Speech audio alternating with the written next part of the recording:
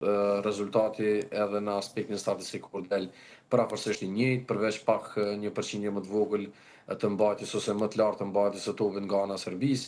Kishim gjytje më shumë jashtë portës, kishim gjytje më shumë direkt në port, por kishim edhe një penalti të humbur, kështu që për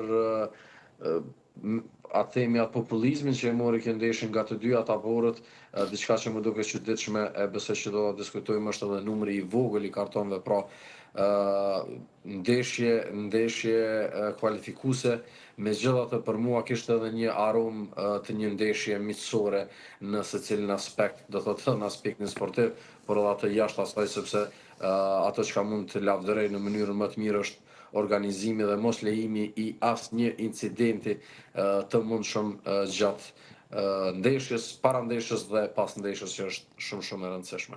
E qartë. Mos ndoshta joni po hethje dyshimi se takon penaltis që u humb nga Rejmanaj? Apo nga që nuk e njoh futbollin në rangun tuaj, gabojoni? Jo, me sa po kuptoj joni më shumë me dyshime për lojën e zhvilluar dhe jo për penaltin, se penaltin mund ta humbi çdo kush, po për lojën e zhvilluar mbase po jeto dyshimet, domethënë ato janë idete aty realisht, po nuk më duket të pak nuk më duken atë pikë ku vim ke ekipi kombëtar është pak e vështirë të thuash to fjalë që thot Joni, që ndeshje miqësore apo lojtarë që s'kishin dëshirë. Mos ndoshta ka një provavi tjetër, Makedoni pak Joni? Ndjeset të ndërpreva.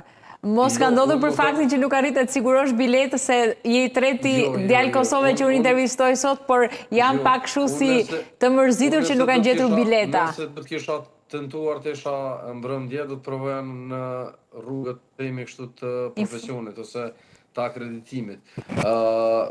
Pse po mbledhen gjitha këto temi fakte, kadri janë se është dalë ose është postuar edhe një lajm, nëse ke arrit ta shohësh, një koleg ka marrë një informacion brenda FSHF-s se kështu do të përfundojë ndeshja. Për mua është natyrisht e pamundur që edhe nëse ka, dhe nuk besoj se ka, të del një informacion i tillë të jetë kaq shumë publik. Unë hedh dyshimet mbi faktin që nuk kishte atë dëshirë, cilën mendoj që ka vullnetin e madh edhe talentin, por edhe cilësinë ndaj një Serbie që dje ishte, mund me thonë, gjysmë turiste. Që nuk e do një dyshim mbi po. Vetëm i pyete, domethënë ai kolegu çfarë ka thënë që kjo ndeshje do bëhet 0-0? Pra kanë ditur rezultatin para se të nisë ndeshja. Vetëm pak, po. Në orën 6. Jo, s'ka rëndësi, vetëm më fal, ka thënë që do ta hedhën poshtë, nëse ka thënë 0-0,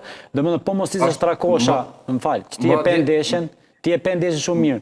Ne na shpëtoi Strakosha ke goditja Mitrovicit, si e ka i sulmuesit tani ja harroi emrin e sulmuesit.